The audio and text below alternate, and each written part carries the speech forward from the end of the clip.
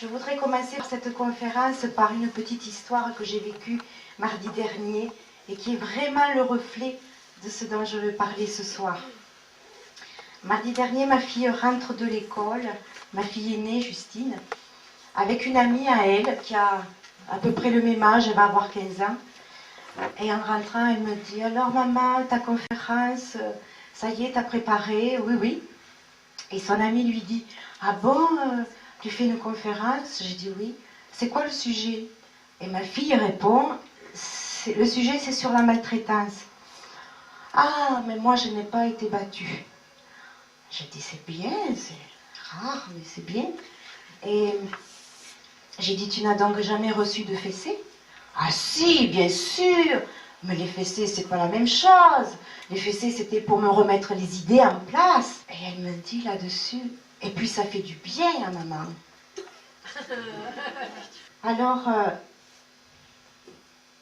on peut voir, elle a 15 ans, combien un enfant peut oublier la douleur des fessées pour remplacer par « c'était pour mon bien que maman a fait ça ». C'était pour me remettre les idées en place. Tous les parents souhaitent mettre au monde des enfants sages, polis, bien élevés, respectueux, des enfants qui aiment discuter, des enfants qui sont curieux, pas trop cela dit, des enfants qui travaillent bien à l'école, qui savent tenir leur chambre en ordre. Bref, nous voulons tous un idéal d'enfant. Mais nous savons très bien que ce n'est pas possible d'avoir des enfants, des comportements aussi robotisés, à un âge justement où la nature même a prévu de découvrir son univers, d'exprimer ses émotions, de faire du bruit et du désordre. Mais nous ne le supportons pas. Nous voulons être compris et respectés de nos enfants, tout comme nous, enfants, nous voulions être compris et respectés de nos parents. Mais comme nous n'avons pas eu cette compréhension et ce respect, nous allons l'exiger de nos enfants. Si on se plongeait quelques années en arrière, si on réalisait le temps qu'il nous a fallu entre le moment où on a su tenir un stylo et le moment où on a su écrire notre première phrase. Il s'est écoulé des années. Mais ça, nous ne supportons pas. Nous voulons tout de suite. Nous ne pouvons pas attendre. Il faut que dès la naissance, il sache faire ses nuits. Vous avez dû entendre ça. Il sache manger rapidement. Il soit propre. Ça, nous le réclamons à nos enfants. À un âge qui n'est pas, absolument pas prévu de faire. Et vous pouvez souvent entendre ces phrases quand les parents parlent à leurs enfants. Mais tu vas comprendre un peu ce que je te dis. Mais tu vas m'écouter, oui. Mais tu peux pas me respecter un peu. Vraiment, si on prend le temps d'entendre ces discours-là entre un adulte et un enfant, je vous garantis que l'adulte n'est pas forcément celui que l'on croit. Alors, on pourrait se poser la question, mais comment arrive-t-on à se faire respecter et à se faire obéir de nos enfants? C'est très simple. Tout le monde connaît la réponse. En leur donnant une éducation. Mais une éducation qui ne correspond pas forcément, qui ne correspond pas du tout d'ailleurs, à la définition que donne le dictionnaire. Le dictionnaire dit « éduquer, c'est donner à quelqu'un, et plus particulièrement à un enfant ou à un adolescent, les soins nécessaires pour la formation et l'épanouissement de sa personnalité. » Alors quand on vient d'avoir un enfant, on n'a pas le mode d'emploi. On ne sait pas ce qui peut être angoissant pour lui, ce qui est nécessaire pour son bien-être, et encore moins ce qui est indispensable pour la formation et à l'épanouissement de sa personnalité. Personne ne sait ça, on ne sait pas. Alors, on va faire avec nos références et des repères. Nos références, c'est très simple. On les a tous, puisqu'elles sont toutes inscrites, comme dans un disque dur d'ordinateur, dans notre corps. Tout ce que nous avons vécu depuis le ventre de notre mère est enregistré précieusement dans notre mémoire. Dans notre mémoire consciente et inconsciente, parce que je ne pense pas que vous vous souvenez de ce qui vous est arrivé entre 0 et 3 ans pour certains, 4 ans pour d'autres. Je ne pense pas que vous sachiez ce qui s'est passé dans cette période-là. Mais en tout cas, votre corps, lui, sait tout ce qui s'est passé dans cette période-là. Et nous allons utiliser ces références-là pour donner les soins à notre enfant. Nous allons aussi utiliser des repères. Les repères, aujourd'hui, nous pouvons les trouver dans des livres, sur Internet, bien sûr, dans notre entourage. On n'est jamais avare de bons conseils pour l'éducation.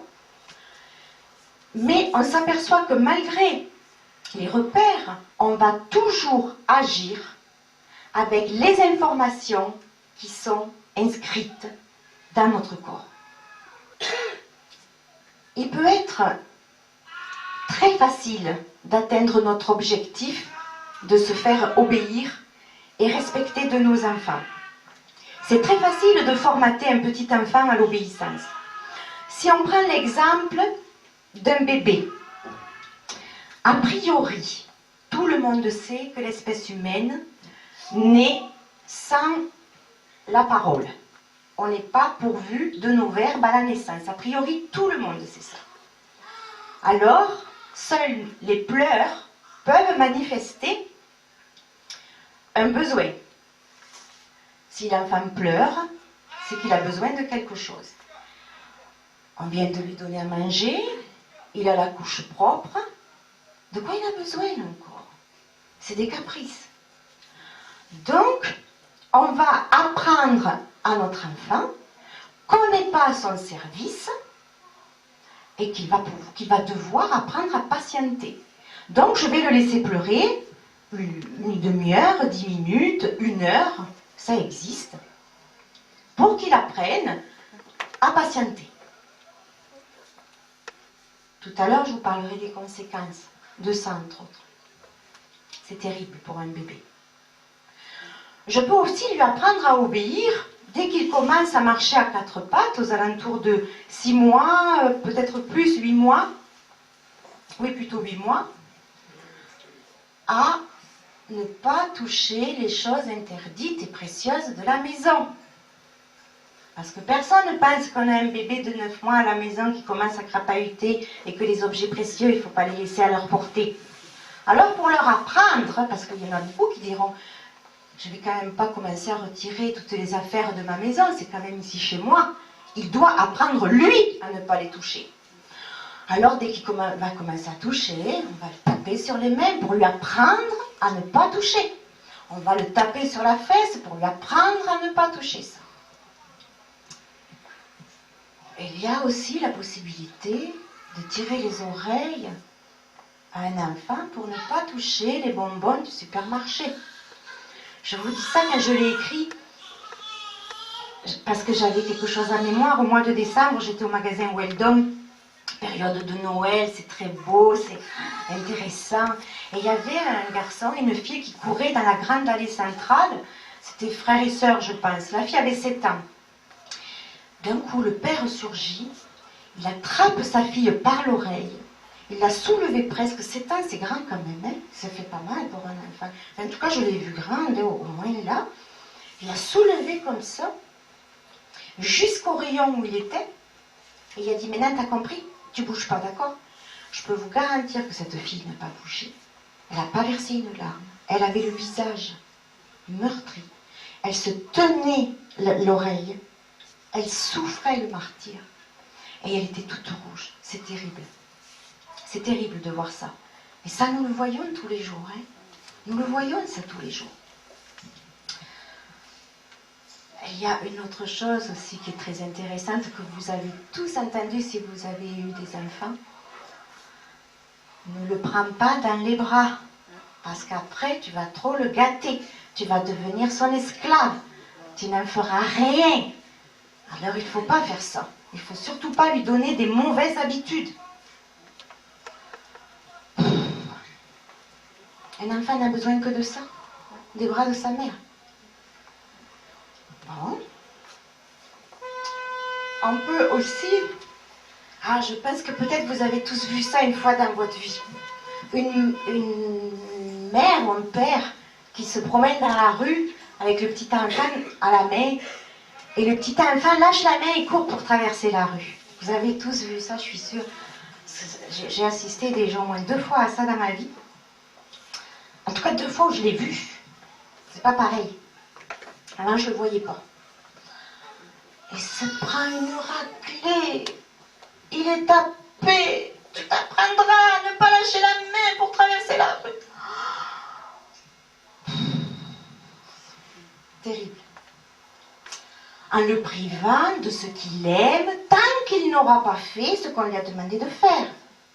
Vous voyez, il y a des tas de façons. Je ne vais pas tous vous les citer, j'en ferai une conférence.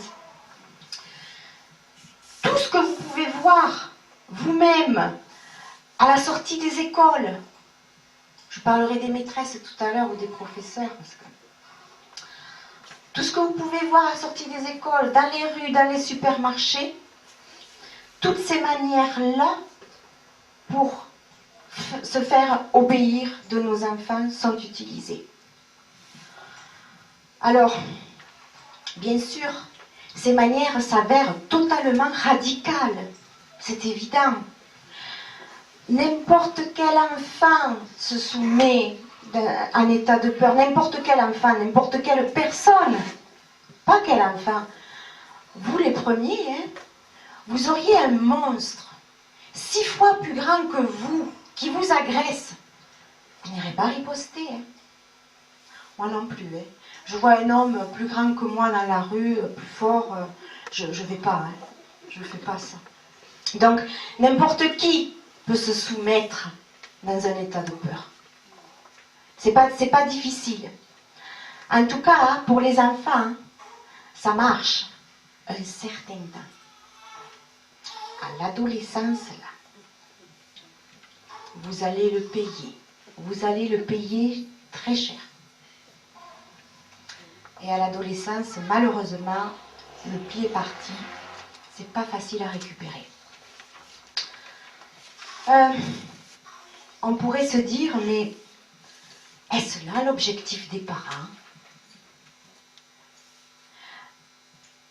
Que les enfants nous respectent par peur? Que les enfants nous respectent parce qu'ils nous craignent, parce qu'ils ont peur de nous? C'est ça l'objectif des parents? Ou qu'ils nous respectent parce qu'ils nous aiment, tout simplement? Alors, comment en sommes-nous arrivés à penser et à agir comme ça? La majorité d'entre nous avons appris, et très tôt dans l'enfance, que ces traitements-là étaient efficaces et étaient justes. Ce qui a marché pour moi marchera forcément pour mon enfant. Il n'y a pas de raison. Moi, je suis devenue un homme, je suis devenue une femme tout à fait respectueuse.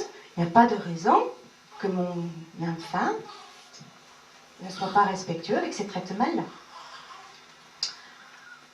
D'ailleurs, nous entendons dire régulièrement, ça c'est terrible, je remercie les bons coups de pied au cul que mon père m'a donnés. Mes parents étaient très durs avec moi, mais c'était pour mon bien.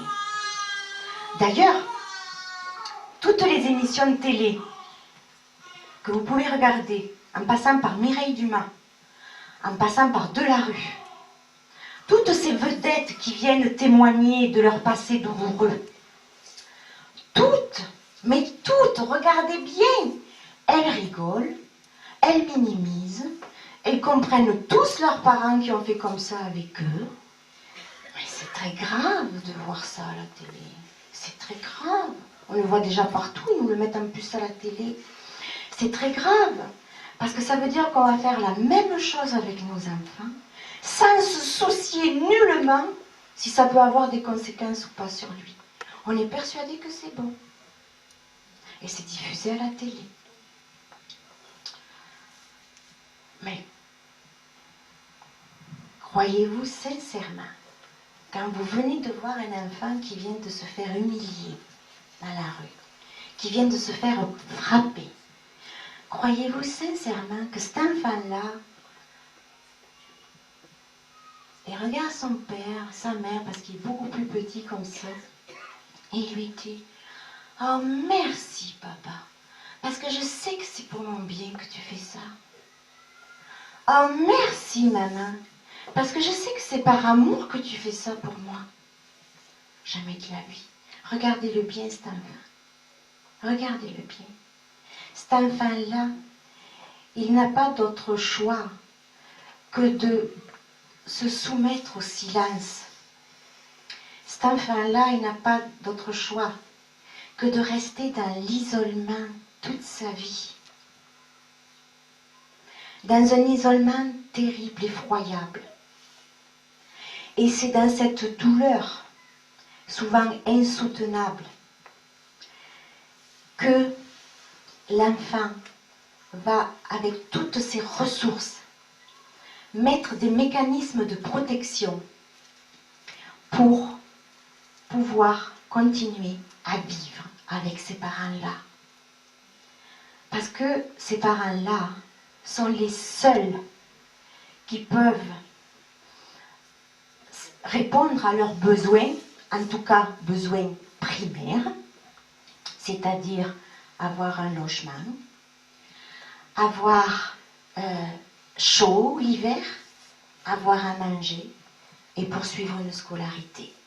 Donc il n'a pas d'autre choix à ce moment-là que de mettre en place ces mécanismes pour pouvoir continuer à vivre dans cette famille-là.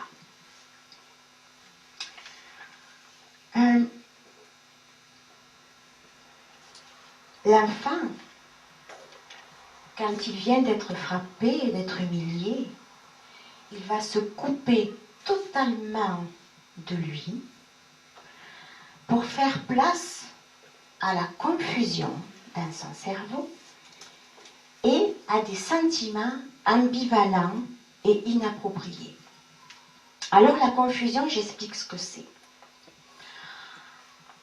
À ce moment-là, l'enfant n'a pas d'autre choix que d'essayer de comprendre les motifs de son parent.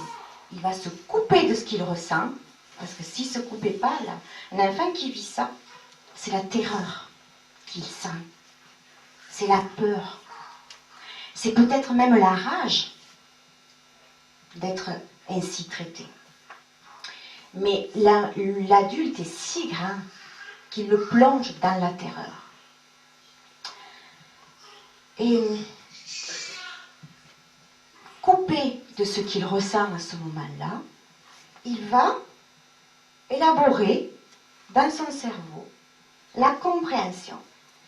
Il va tenter de comprendre les motifs de son parent et en plus, il va essayer de se convaincre lui-même, puisque son parent est en train de faire ça, qu'il est mauvais. Parce que si je fais ça, c'est que forcément, t'avais pas qu'à me pousser à bout, hein. Si tu m'avais pas poussé à bout, jamais j'aurais fait ça. Là, tu le mérites bien. C'est comme ça qu'il parle, hein. Donc, l'enfant, elle va échafauder toute une construction mentale pour se convaincre effectivement qu'il ne vaut rien, qu'il est méchant, qu'il ne... Rien. c'est très grave parce que les parents ne se rendent pas compte, mais quand on grandit adulte, on continue à grandir avec ces mêmes sentiments-là. Et d'ailleurs, vous pouvez le remarquer, combien vous avez d'adultes, peut-être pas là, hein, je ne sais pas, mais qui s'imposent le repas dominical parce qu'ils n'osent pas encore dire non à maman ou non à papa. Ils n'ont aucune envie d'y aller. Mais je me dois de le faire, c'est quand même mes parents. Et je ne vous parle pas de la semaine de vacances l'été aussi, où ils récupèrent maman l'été.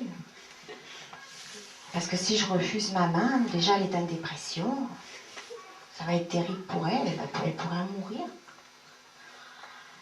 Et tous ceux qui s'obligent, qui s'imposent de téléphoner tous les jours à maman, tous les 2 jours, toutes les semaines, pour prendre des nouvelles, alors qu'ils n'en ont aucune envie bien souvent, parce qu'ils ne savent pas quoi leur dire.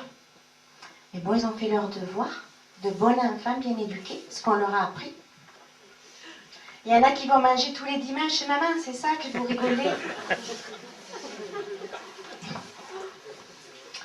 En tout cas, c'est dans ces attitudes parentales-là que s'inscrit en nous et durablement dans notre vie que tous mes agissements d'enfant sont sanctionnables de peines plus ou moins lourdes selon les critères de chacun, bien sûr. Nous avons tous eu des parents différents, reçu tous des soins différents. Donc selon, nous allons nous faire obéir par des traitements tous différents. Tous toxiques, mais tous différents. Et on va aussi se retrouver dans des sentiments ambivalents et inappropriés. Ambivalents parce que d'un côté, je dois comprendre et aimer mon parent, et de l'autre côté, j'ai peur de lui, et je culpabilise en plus si je suis sincère avec moi-même, si j'ose dire non, si j'ose dire oui. Donc je vais me retrouver comme ça, tout au long de ma vie, dans une situation où je ne vais jamais savoir vraiment où je suis. Et c'est dans cette ambiguïté-là que je vais pouvoir tenir adulte des propos sur l'éducation totalement erronés, en disant mais tu devrais, tu sais, une bonne correction de temps en temps, ça fait de mal à personne. Je vais pouvoir tenir ce genre de discours. Je vais pouvoir aussi faire la même chose avec mes enfants. Mais le pire, c'est que quand je suis en conflit avec un enfant, j'ai tellement peur, inconsciemment, de me retrouver dans la même impuissance que j'étais, moi, quand j'étais petite fille, que je vais faire taire mon enfant pour ne pas entendre ça, pour ne pas entendre la douleur de cet enfant que j'ai été, qui a dû obéir. Et c'est là que je vais lui imposer mes exigences et que je vais rentrer dans des jeux de pouvoir avec lui. Pour ne pas sentir les souffrances que j'ai vécues dans cet âge, où moi aussi j'ai dû apprendre à obéir de cette façon-là. Les conséquences de cette violence éducative, celle qui paraît anodine à tout le monde, celle qui est faite pour remettre les idées en place, comme on dit. Alors bien sûr, ces conséquences, elles sont aussi variées que la diversité des traitements que j'ai reçus. En passant par la manipulation. Alors, c'est un mot comme ça, la manipulation, qui veut dire beaucoup de choses, mais c'est très sournois, la manipulation. Je crois que c'est la pire des choses. Un enfant qui a passé sa vie à être manipulé. Je vais vous donner 2 exemples. On peut être manipulé par une mère dépressive, par exemple. Une mère dépressive, elle est toujours sans vie, sans énergie, sans rien. Et elle a un enfant. Vous avez tous entendu parler du baby blues, je suppose. Et on est là, et on a le bébé là, et on ne sait pas quoi faire. On n'a pas l'énergie, on n'a pas le goût. Ils appellent ça maintenant la dépression postpartum, oui, c'est ça. Personne ne se demande d'où ça vient, c'est normal. Toutes les femmes, quand elles accouchent, elles ont ça. Pas du tout, je ne l'ai pas eu moi. Donc c'est pas toutes les femmes. Mais voyez-vous, quand on a une mère comme ça, on arrive au monde avec une mère comme ça, ben qu'est-ce qu'on fait? On la prend en charge. Déjà, bébé, on prend notre mère sur les épaules. On ne va pas la déranger, parce que la peau, elle est déjà dans un sale état. Je ne vais pas y en rajouter. Alors je prends ma main sur les épaules. Je vais être peut-être un enfant sage, très sage. Parce que je sais que déjà c'est pas facile pour elle, mais alors moi en plus, c'est pire. Donc voyez-vous, on peut manipuler un enfant de cette façon-là. Voyez, on pourrait se dire, oui mais quand même, la mère est dépressive. Mais l'enfant se sent déjà manipulé. Il n'est pas accueilli comme il devrait l'être avec une mère compétente, qui est là pour lui apporter ses affects. Pas du tout. Elle peut pas. Elle ne sait pas où elle est elle-même dans sa dépression. Elle n'est pas connectée à ses affects. Elle ne peut pas donner aux autres, à son enfant, c'est pas possible. Donc, vous voyez, la manipulation, ça peut être ça. Ça peut être aussi dans un âge un peu plus grand. Oh, ma fille, je peux toujours compter sur elle, elle est formidable. Ah ça, si je ne l'avais pas, vraiment. Et l'enfant, il entend. Et l'enfant, il est nourri par ça. Alors pensez bien, il va redoubler de performances pour plaire à sa mère. Il va redoubler. C'est formidable. Je suis déjà une fille tellement sensationnelle, je plais tellement à maman. L'enfant se nourrit par cette gratitude, donc j'ai pas intérêt à faire la gueule ou à lui dire non, tu me fais chier, j'ai pas envie de t'entendre ce soir. Une fille si parfaite, elle ne va pas se faire ça. Donc vous voyez, on peut manipuler de plein de façons. Hein. Il y a des tas de façons de faire violence à un enfant sans même être frappé. Donc on peut être menacé,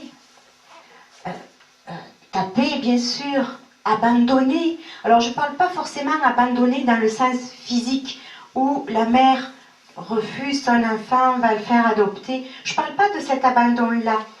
Je parle de l'abandon par incompétence.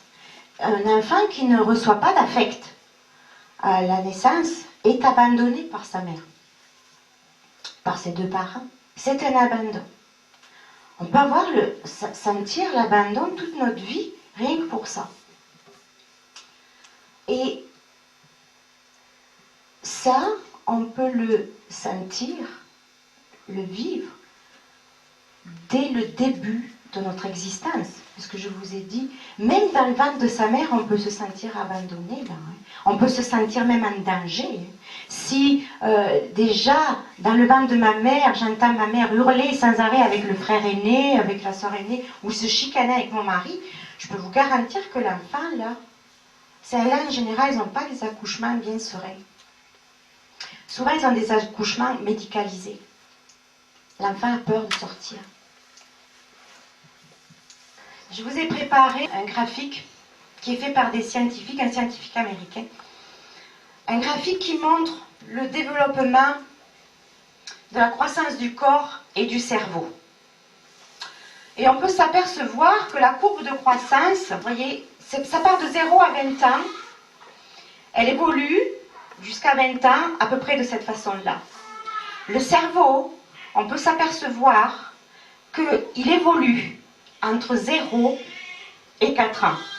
Durant cette période, les traitements que nous avons reçus, bons ou mauvais, sont décisifs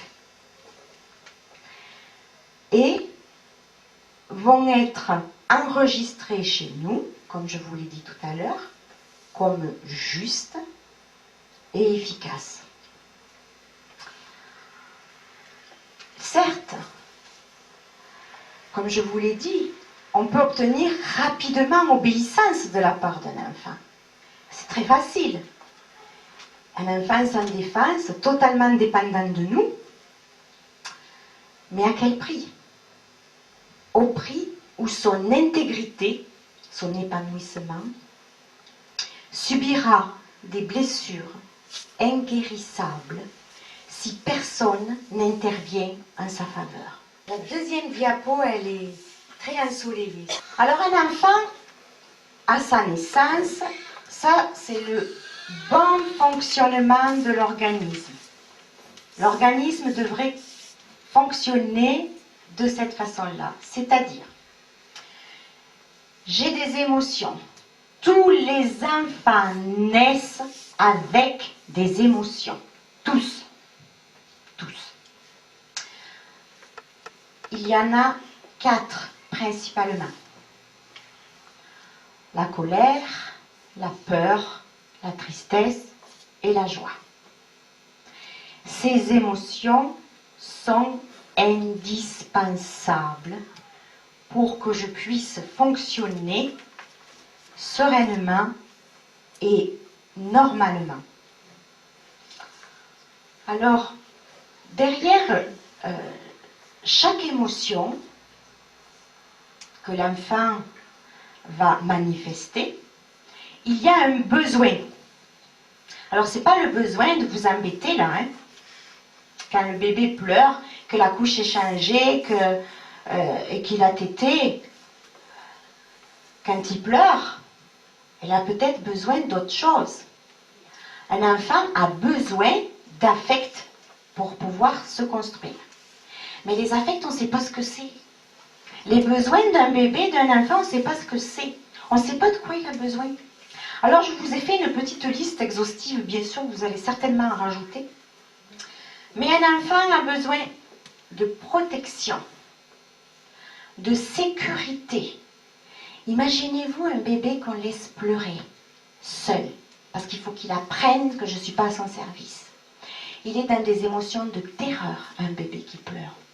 De terreur. Quand personne ne vient dans ses pleurs, il se sent la proie de tous les dangers. C'est dramatique de laisser pleurer vos bébés. Un bébé qui pleure, c'est un bébé qui a besoin peut-être des bras, qui a peut-être besoin d'être massé. Un bébé ne peut pas se gratter, hein. Il a besoin d'être touché, caressé. Il a besoin de proximité.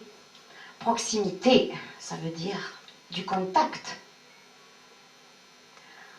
de compréhension. On ne sait pas ce que c'est ça. Ça, on ne sait pas ce que c'est. Ça, c'est terrible. L'enfant pleure, on le prend, on regarde, on le comprend, on comprend qu'il a une demande, qu'il a un besoin. On peut lui parler. Mais qu'est-ce qui t'arrive? Qu'est-ce qui se passe pour toi? Ah, elle se sent comprise, elle se sent entendue. C'est formidable. D'écoute, bien sûr. L'écoute, elle ne peut se faire que par le lien. Si je suis en lien avec mon bébé, avec mon enfant, alors je vais pouvoir très facilement décoder ses demandes. Ça sera de plus en plus facile. Mais si je le repousse comme ça, le lien ne se fait pas. D'attention, de tendresse, de sincérité et de respect. Respect. Ça aussi, c'est un bien grand mot. Qu'est-ce que ça veut dire respecter un enfant? C'est très simple. C'est juste respecter dans ce qu'il vit, dans ses émotions. L'enfant court, tombe. Ah, il pleure et tout. Combien vous avez de parents? Mais tu saignes pas. T'as pas mal, tu saignes pas. Il y en a plein des comme ça. Mais il a peut-être simplement eu peur. C'est tout. C'est impossible d'entendre un enfant pleurer. C'est impossible pour un parent. La priorité, c'est de le faire taire. Soit par la tétine, soit par le sein, soit par l'isoler, soit par... Ou tout de suite le consoler. Je vais te chercher un bonbon. Bien. Donc voyez-vous, on sait tout faire pour ne pas entendre ça. Mais en tout cas, un enfant qui a la chance d'avoir un parent compétent pour pouvoir lui donner ces affects-là, quand il vit une émotion, alors il va pouvoir dire mes besoins comptent. Je peux avoir des besoins et on peut répondre à mes besoins. Il y a plein d'adultes qui ne connaissent pas leurs besoins. Il y en a plein qui ne savent pas. Ah, je suis embêtée en ce moment. Je ne sais pas comment faire demain, j'ai la voiture en panne. Ah bon, comment tu vas faire? De quoi tu as besoin? Je ne sais pas. On sort au restaurant ce soir.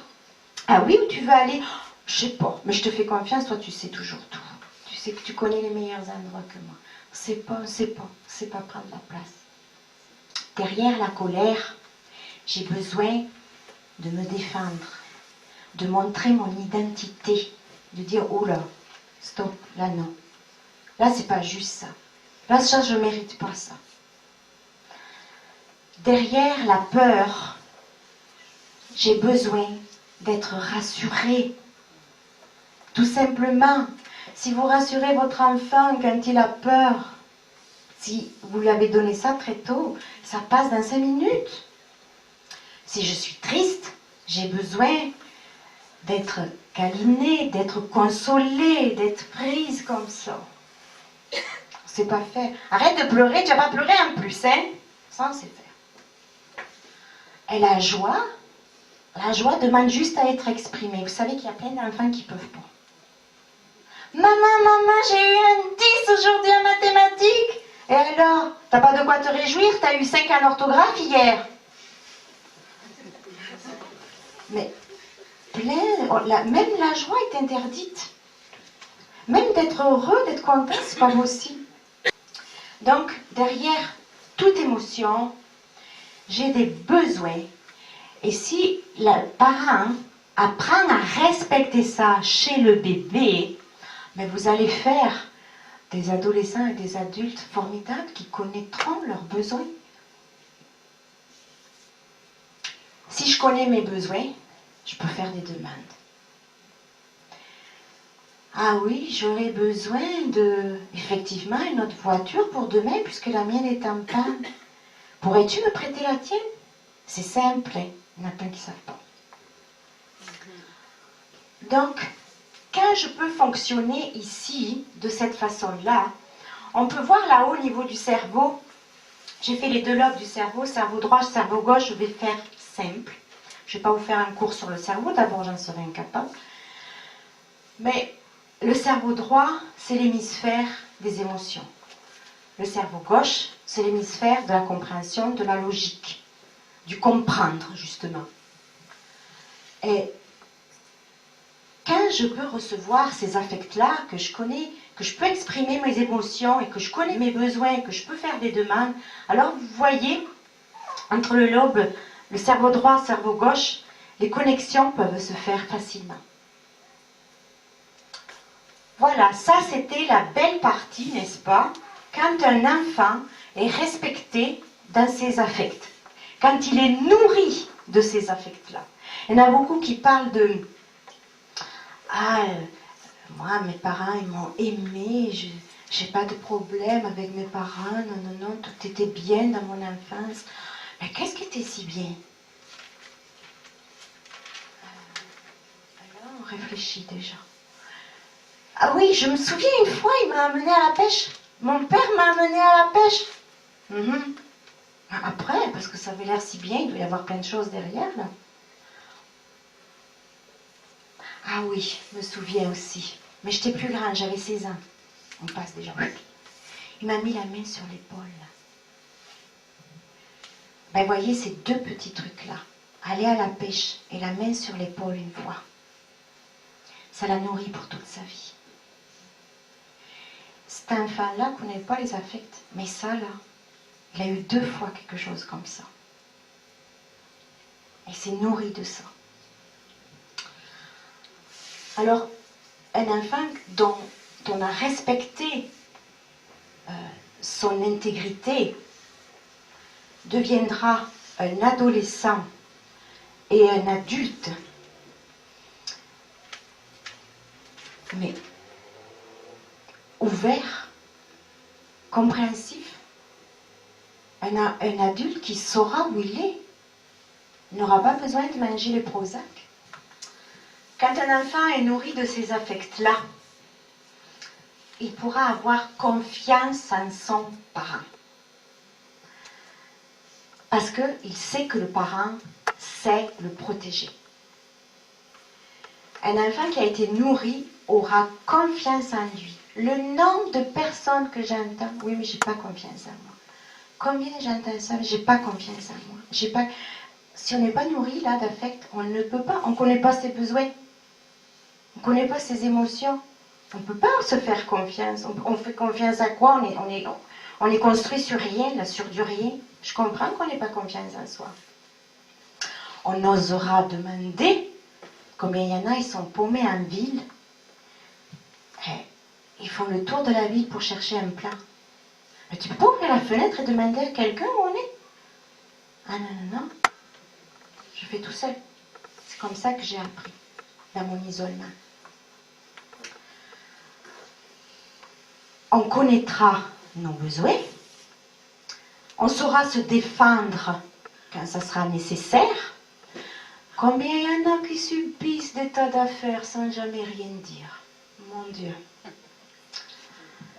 La connaissance, on aura la connaissance des affects qui auront développé notre compassion, notre indignation devant l'injustice. La compassion.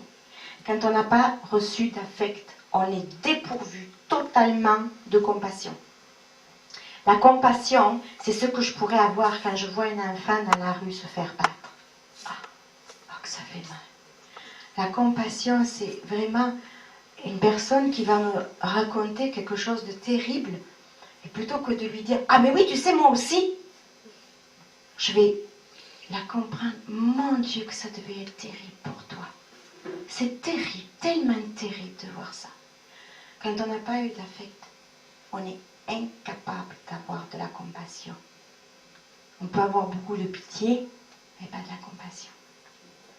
Parce que la pitié, il y en a plein, là, des éponges. Hein. Il y en a un paquet.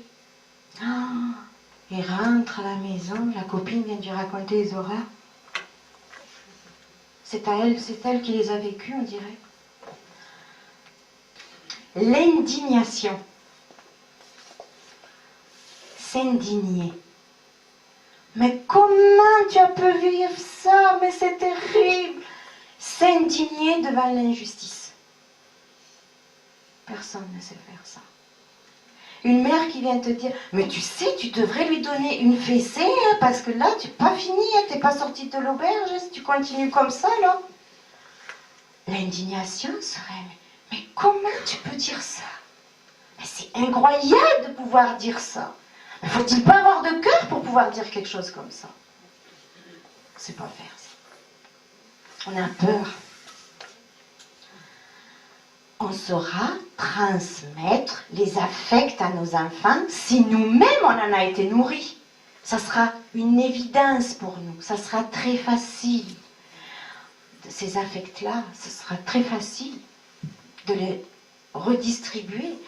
C'est quelque chose qui est inscrit chez moi, qui est dans ma mémoire. Le développement de son discernement et sa lucidité. Un enfant qui a été respecté, qui a été compris, qui vraiment peut s'indigner aussi, il saura tout à fait ce qui est juste et pas juste dans son cerveau. Il aura du discernement quand il sera avec une amie qui va toujours la piquer, lui faire des choses, lui dire des choses pas gentilles. Elle saura les discerner pour pouvoir stopper ça. Parce que combien il y en a qui se font maltraiter dans leur relation et ils gobent tout ça. Quand ils rentrent à la maison, il ne vaut mieux pas avoir d'enfants dans les parages. La confidence. On pourra parler facilement Je vais vous le faire plus facile. Parce qu'il connaîtra la compréhension. Vous savez qu'il y a plein de femmes, d'hommes, qui ne parlent pas. On a beau leur raconter, tu sais aujourd'hui, mon Dieu, elle m'a fait ça, elle m'a dit ça, c'était fait pour moi, j'y croyais, je pensais que c'était mon ami. Vous racontez ça à votre bonhomme le soir, et il est là, il répond rien. Ça tombe dans le puits. C'est terrible. Mais t'as écouté? Tu m'as entendu quand je te dis ça? Ben oui. Ben qu'est-ce que tu veux que je te dise? C'est ton problème, c'est ton histoire avec ta copine. Ah, pas de compassion, pas d'empathie, rien. Je demande pas qu'ils me trouvent la solution. Je demande juste qu'ils me disent, ma pauvre chérie, c'est ça que t'as vécu aujourd'hui? Mon Dieu que ça doit être terrible pour toi. C'est tout. Ils savent pas. Ils savent pas. Mais c'est terrible parce que si j'ai jamais été comprise ou compris dans mon enfance, comment voulez-vous que je rentre en conversation avec mon entourage? C'est pas possible. Alors, la connaissance de la nécessité de ces émotions. Si je suis nourrie de tout ça, je sais qu'une émotion, c'est pas dangereux. Une émotion me permet de savoir où je suis. Et ça me permet de savoir en même temps que j'existe. Je peux, j'ai le droit de me défendre, de dire, j'ai le droit de réclamer. Et ça, pareil, hein. Un enfant qu'on a écouté dans son enfance, qu'on a respecté, devient un adulte qui n'a pas peur de ses émotions, qui n'a pas peur de se laisser engloutir dans ses émotions et ni de se laisser emporter par ses émotions. Parce que ça sera un phénomène naturel pour lui. La prise de décision. On saura prendre facilement de décisions. Parce que j'ai entendu trop de personnes qui, je ne sais pas m'engager, je ne sais pas prendre des décisions. Ah, on va acheter une robe au magasin. Tu viens avec moi? On en essaye 10 000. Alors laquelle tu préfères? Je ne sais pas. Et toi, dis-moi, parce que toi, tu sais laquelle je prends. Parce qu'on ne sait pas se décider. Pas d'autodestruction. Quand on a été nourri comme ça, on n'aura pas besoin de se nourrir de drogue. On n'aura pas besoin de se nourrir d'antidépresseurs non plus. On n'aura pas besoin d'utiliser l'alcool. Quand on sait où on est, qu'on se connaît, on n'a pas besoin de ça. On s'entourera de relations saines. Quand j'ai connu ça, quelque chose de sain à la base, vous savez, une personne endommagée, là, elle ne va pas aller choisir une victime ou quelqu'un qui est tout cabossé de partout. C'est pas possible. Des personnes saines s'entourent de personnes saines. Les cabossés, ça n'intéresse pas longtemps. Elle saura faire facilement la liaison entre les souffrances de l'enfant que j'ai vécu et ce que je vis aujourd'hui en tant qu'adulte comme difficulté. Si je vis ça comme ça, là, et que dans ma vie d'adulte, je peux avoir un moment où, merde, je suis confrontée à ça, je sais pas. Ou, quand j'entendrai que si je suis comme ça aujourd'hui, c'est parce qu'enfant il y a eu ça. Ça sera très facile pour comprendre une personne qui a été nourrie comme ça.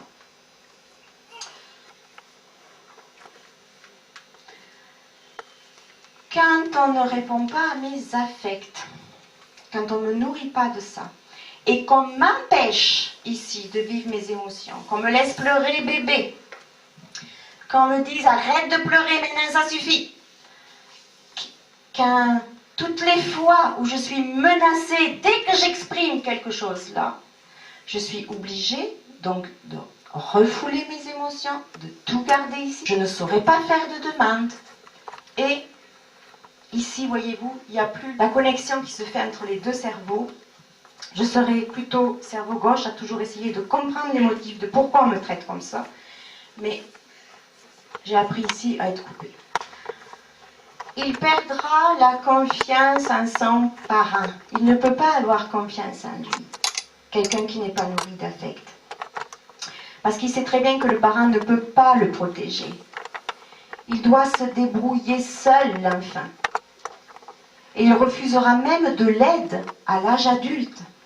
Il y en a, ils sont capables, ils déménagent des meubles hyper lourds, ils vont se débrouiller tout seuls plutôt que de demander de l'aide aux voisins. Il y en a beaucoup qui, on a tellement appris à faire seul, à se débrouiller seul, qu'on ne sait pas ce que c'est que de demander de l'aide. C'est terrible. On ne veut pas déranger. On a tellement appris quand on demandait qu'on dérangeait, qu'on est incapable de demander quoi que ce soit. Combien il y en a qui se sentent gênés quand on leur propose de l'aide, quand on va leur donner de l'aide. Oh non, non, non, mais ne t'inquiète pas, mais non, ça va aller. Mais non, mais tu passes bien. Tu leur donnes de l'aide, ils t'amènent 3 poignées de cadeaux comme ça pour te remercier.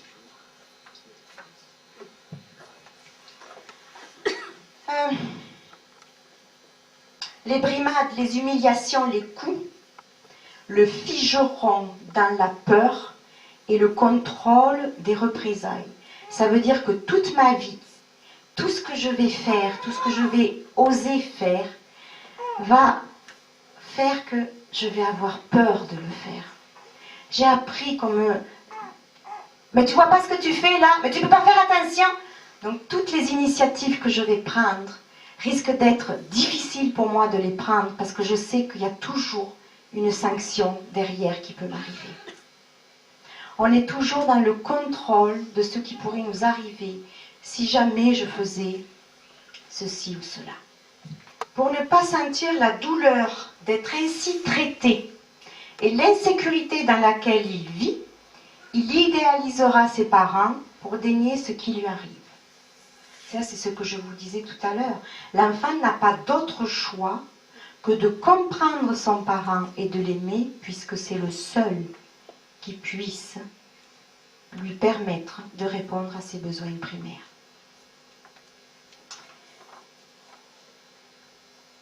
Une carence affective qui se poursuivra tout au long de sa vie jusqu'à se mettre au service de tout le monde pour un peu de reconnaissance. Vous connaissez ces personnes qui sont capables de vous débrouiller tout le temps. Tout le temps.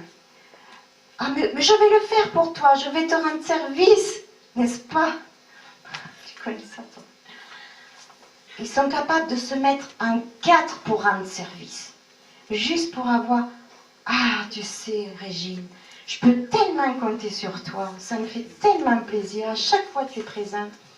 Vous voyez, rien que pour ça, pour manger cette nourriture-là, un peu d'affect, un peu de reconnaissance, je suis capable de me nier totalement pour dépanner tout le monde, juste pour ça.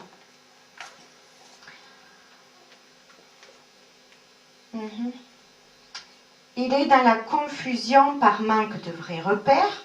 Ça, c'est ce que je vous disais tout à l'heure, la confusion.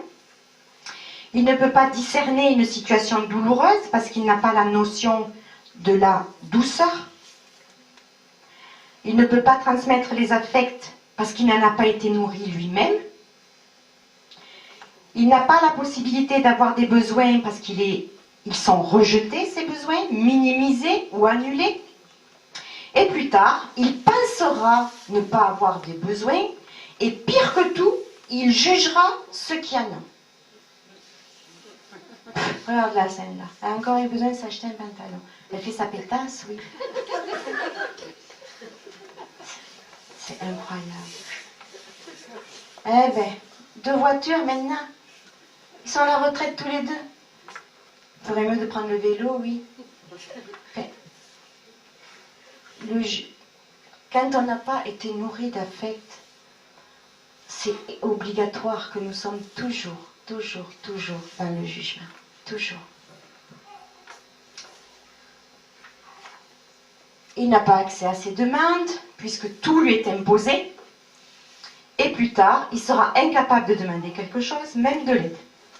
Il aura peur de déranger, de s'imposer, de se positionner, de dire « j'ai besoin, je voudrais pas, je ne suis pas d'accord ». Il sera incapable de s'excuser ou de se montrer désolé quand il aura fait quelque chose de mal. Évidemment. Évidemment qu'il ne sera pas capable. Il a enregistré dans son cerveau, quand il était enfant, qu'une erreur était sanctionnable, d'une punition, d'être tapé. Donc, c'est évident qu'il sera incapable de s'excuser. S'il s'excuse, il reconnaît forcément qu'il a fait une erreur. Et l'erreur, il ne faut pas. Il sera dépourvu de compassion, il ne pourra pas s'indigner devant l'injustice. Pour lui, rien de plus normal que d'être battu, réprimandé ou humilié. Il ne saura pas se défendre et aura peur de l'autorité, même adulte. Ça, alors là, c'est pareil. Aller parler au médecin, dire non, je veux pas ça. Je vous prescris des cortisones. Ah oui, mais moi, j'aime pas le cortisone. On n'ose pas, hein. On ne le fait pas parce que c'est le docteur qui a dit. La maîtresse a dit. La maîtresse a donné une gifle à ma fille. Mais bon, qu'est-ce que tu voulais faire? C'est la maîtresse. Je ne vais pas aller la voir. Il ne se confiera pas parce qu'il ne connaît pas la compréhension. Donc ce sont les silencieux, silencieuses. Il n'aura pas confiance en lui, bien sûr. Il ne connaît pas ses émotions, il ne connaît pas ses besoins, il n'aura pas confiance en lui. Il sera incapable de discerner que ses réactions sont inappropriées, encore moins en lien avec son enfance. Il se contentera de relations médiocres parce qu'il pense qu'il n'a pas de besoin particulier. Donc il pourra avoir des relations amicales souvent très méprisantes, très désagréables, mais il fera avec ça. Pour maintenir le refoulement et éviter de sentir la douleur d'avoir été maltraité, il utilisera des substances toxiques. Il utilisera la violence sur des plus faibles, sans savoir qu'il se venge de son passé. Il développera des symptômes plus ou moins graves, comme la dépression, la toxicomanie, des crises de panique, des crises d'angoisse. Et il se sentira dans une culpabilité permanente, parce qu'il est maintenant convaincu qu'il est aussi méchant et médiocre que ses parents lui ont laissé entendre.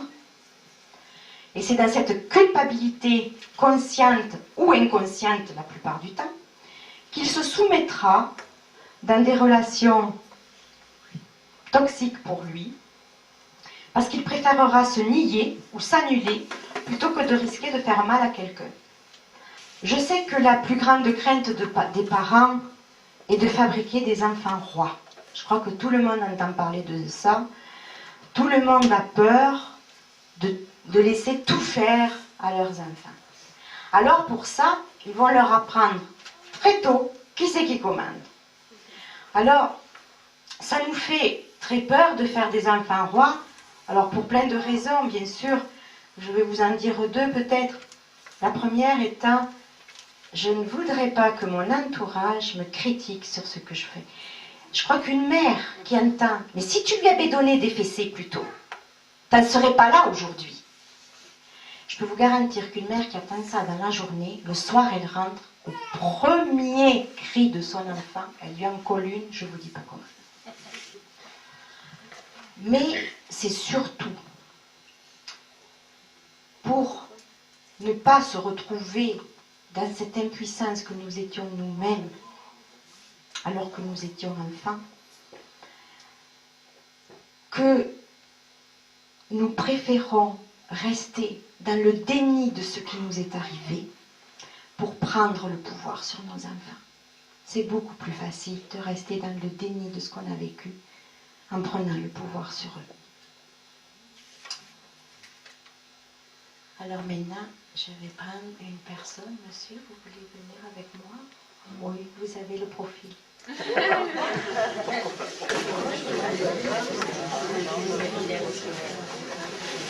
n'avez pas besoin d'aide, vous faites tout seul. Vous avez vu comment on fait? C'est incroyable, j'allais pour lui mettre, il le met tout seul. Alors, je prends l'exemple de mon petit enfant, c'est mon petit garçon, et je suis avec lui dans la rue de la République, et il voit le beau magasin de jouets avec le camion rouge, le camion de pompiers. Et mon petit garçon, il veut le camion rouge. Alors voilà la maman que je suis. Le petit garçon est avec moi, il me donne la main comme ça. Je veux le camion rouge. Ça suffit, je t'en ai déjà acheté un il y a 2 jours. Non, tu vas pas commencer encore. À la fin, il va insister. Je veux le camion rouge. Ça suffit maintenant. Et je donne la raclée. Elle va pleurer. Et t'arrêtes de pleurer parce que je vais t'en coller une autre que tu comprendras pourquoi tu pleures. Mais non. Voyez. Voilà ce que vit cet enfant-là. Alors d'abord, je lui interdis d'avoir une frustration de ne pas avoir le camion rouge. Alors, il n'a pas du tout l'autorisation d'être en colère. La colère, elle est là de ce petit garçon. Elle va là. Parce que je lui interdis d'être en colère. T'es quelqu'un précieux. Ok. Cet enfant-là, sur qui j'ai crié comme ça, imaginez ma grandeur et la sienne. Maintenant, il est tout petit. Hein. Là, on a la même taille dans le pur. Il a très peur d'une maman comme ça. Il a très très peur. Mais la peur, il ne peut pas la ressentir, il se coupe. Et le met là.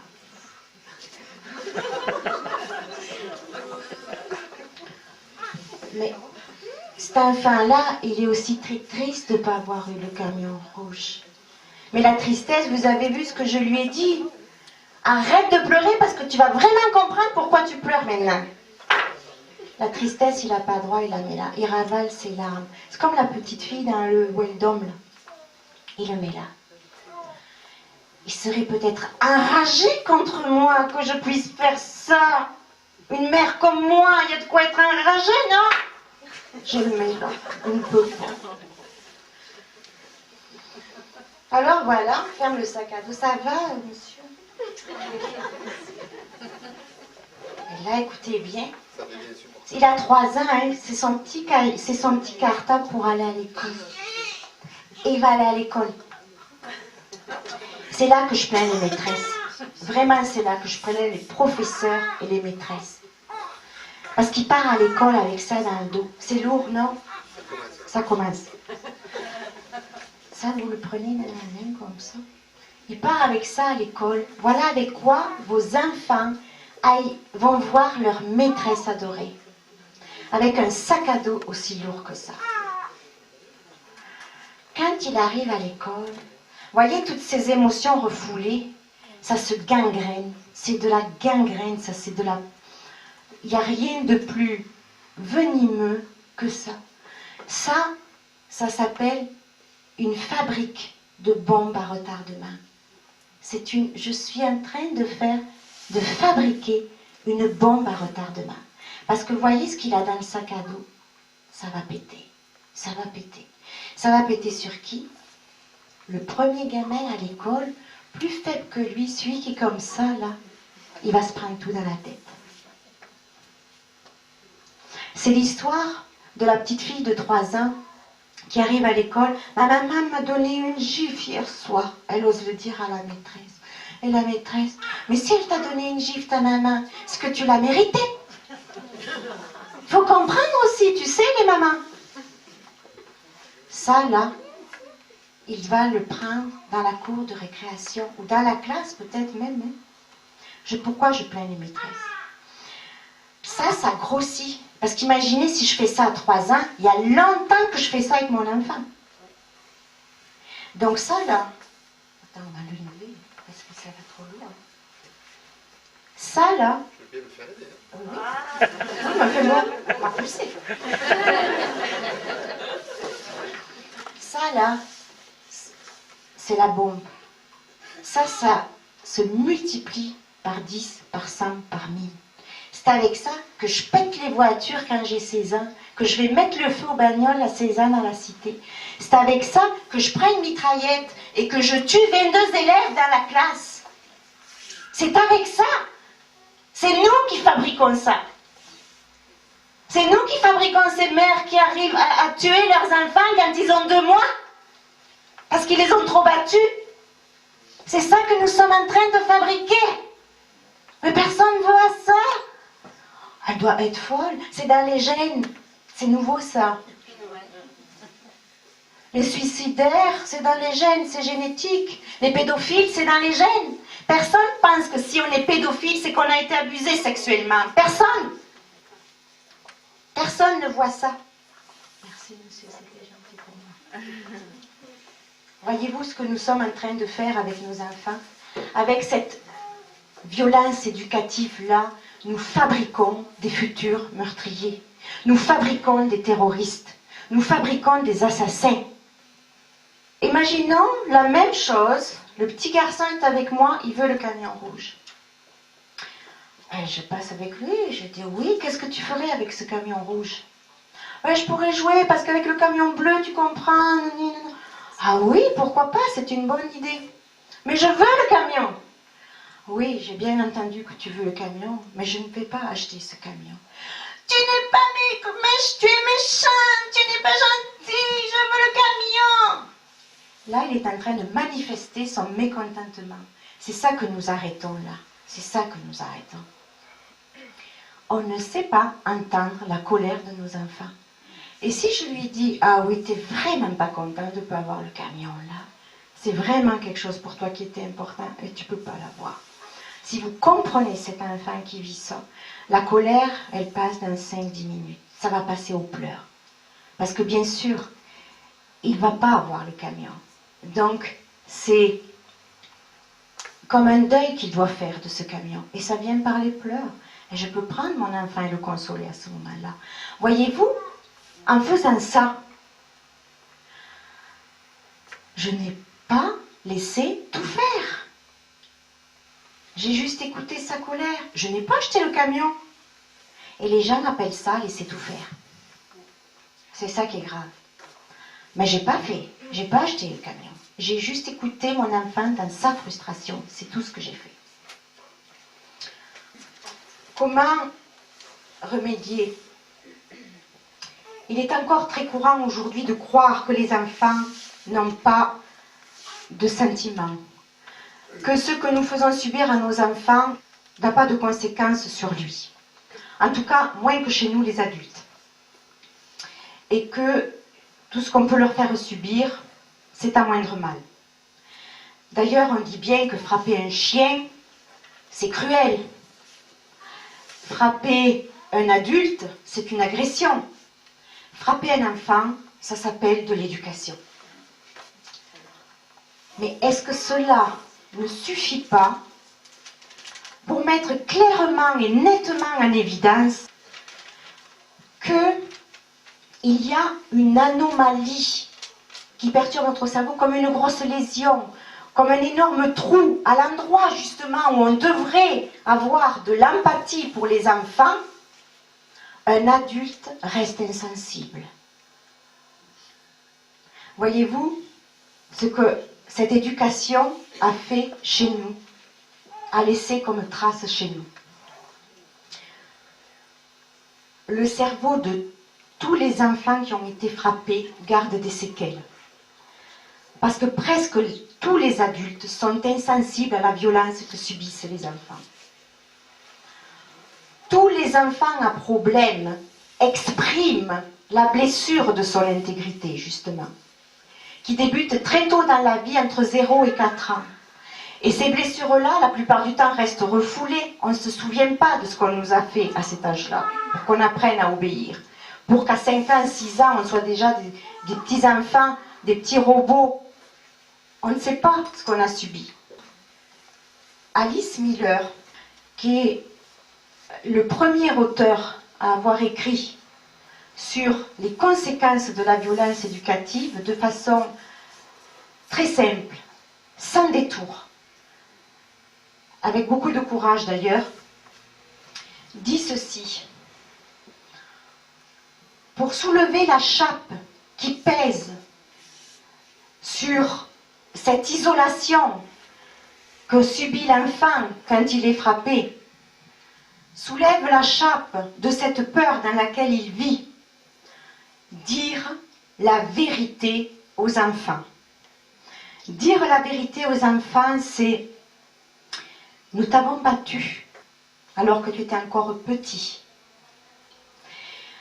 Et nous t'avons battu parce que nous-mêmes avons été élevés comme ça et nous pensions que c'était ce qu'il fallait faire. Nous sommes désolés pour l'humiliation que nous t'avons fait subir et pour la douleur que nous t'avons infligée. Et nous te promettons aujourd'hui qu'à partir de maintenant, nous te donnons la promesse que jamais plus nous referons cela. Et si toutefois tu sentais nécessaire et utile de nous rappeler notre promesse, nous t'invitons à le faire. Voilà ce que propose Madame Miller, de dire la vérité à nos enfants.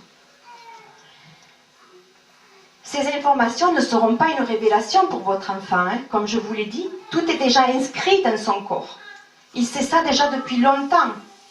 Mais le courage des parents de leur décision de ne plus chercher à fuir devant les faits aura sans aucun doute un effet libérateur. Et non seulement un effet libérateur, mais de voir que son parent puisse aller au bout de ce qu'il pense, c'est énorme pour l'enfant.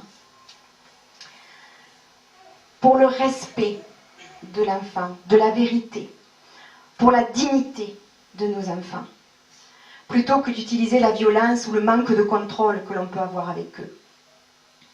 L'enfant apprend de nos attitudes, pas de nos paroles. Il n'y a que des effets positifs à entendre pour un enfant, un aveu comme celui-là. Parce que les blessures cachées jusqu'alors peuvent guérir, parce qu'elles ne resteront pas emmagasinées dans l'inconscient. Et surtout, quand il aura des enfants, il lui sera évident de ne pas les frapper à son tour pour pouvoir les éduquer.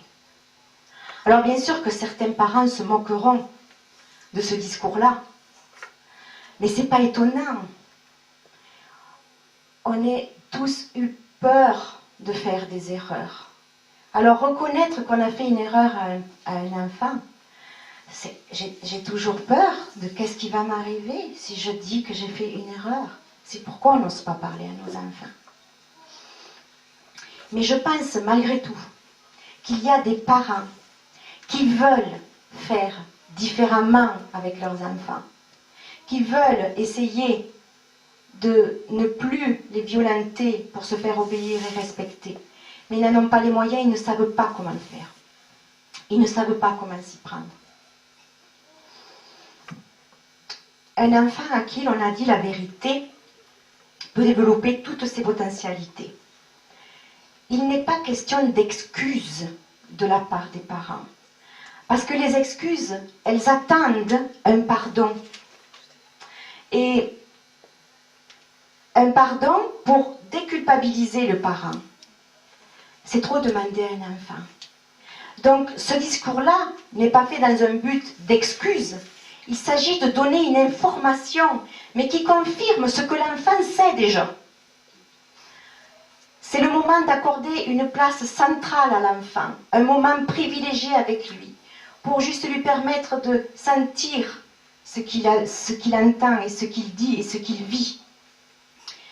Quand l'enfant remarque que les parents s'intéressent à ce qu'il a ressenti lors d'un débordement, il vit un moment de grand soulagement en lien avec une sensation de justice. Il ne s'agit pas ici de pardon, mais de l'évacuation seulement des secrets qui séparent. Il s'agit de construire une relation nouvelle, fondée sur la confiance mutuelle, et de soulever la chape qui isolait jusqu'alors l'enfant battu. Merci à vous.